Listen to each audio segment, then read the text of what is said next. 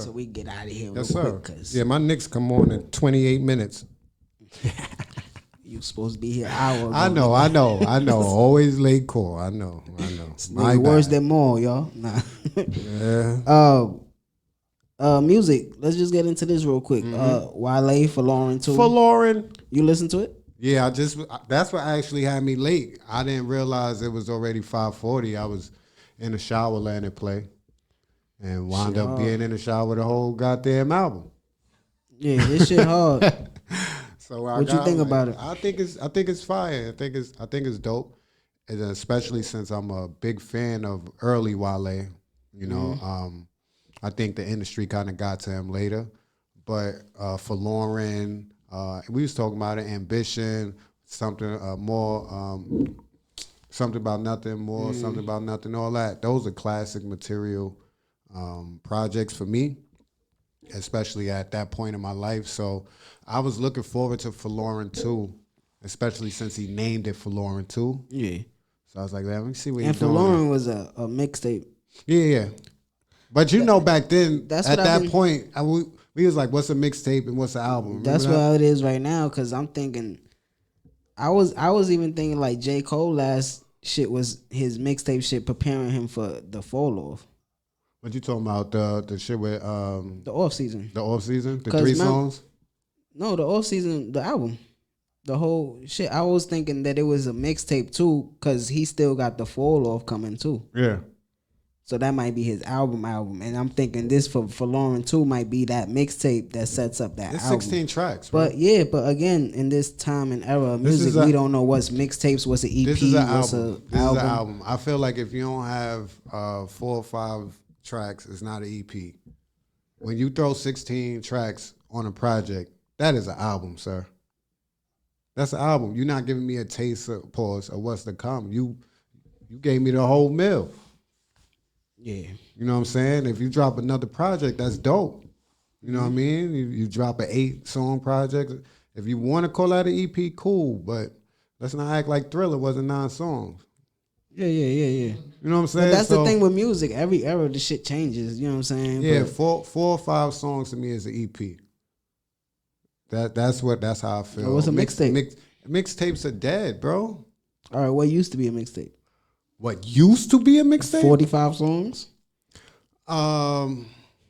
I feel like, yeah, some of them had 25, 30 songs, Some of but it them wasn't was going songs. crazy. Most of them was freestyles of other beats. Yeah. You know, G-Unit kind of had the last That's what a mixtape kind of was. format where they was taking everybody beats. It didn't matter who you was and making it better. You know what I'm saying? Making your own. Fat. You know, baby, fat. You know what I'm saying? You don't even listen to that song. You listen to G-Unit version. So those was mixtapes to me. Yeah. Taking somebody else's shit and making it your own. But if you doing original material, you know what I'm saying? This one for me is a good project. I really like the project, you know what I'm saying? I like, you said 16 tracks, 15. I like 11, 10 tracks out of it. Yeah. Fire though, like that And then Fire and Ice is fire. Then the songs I don't like I do on most projects that I feel is dope, it's not that I don't like them. It's just that I like the other songs a lot more. Yeah, I love Down South with Yellow Beezy. What's Down South Slanging? Yeah. Down South Slanging. Yeah, I fuck with that. Dearly Beloved with Jamie Foxx, that shit hard. What's that? Tiffany Sideways. Nikes Tip it is fire. sideways. Tipping on Fofo. Yeah. Tipping on Fofo.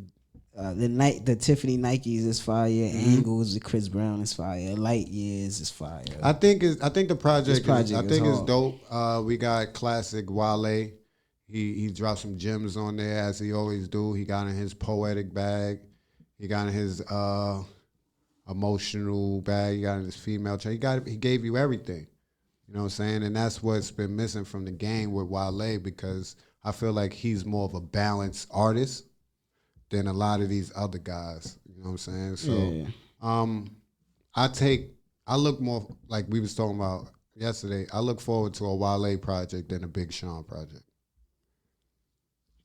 Yeah, well, I fuck with Wale. It's not saying I don't I fuck with with him. Wale more than Big Sean though, regardless. Exactly. But that was always from the beginning. Like Jump Big Sean from was Nike cool. boots.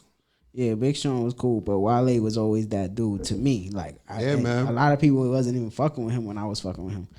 You brought Wale to me, which is Because I just like his poetry style and the way Mm-hmm. that he raps. You know what I'm saying? And he always was rapping to the ladies from jump. You know what I'm saying? So it was we spoke on that briefly. I kind of feel like MMG mismanaged him, focusing more on Meek. They didn't really know what they had there, which is crazy because you had two artists who fan bases from different demographics.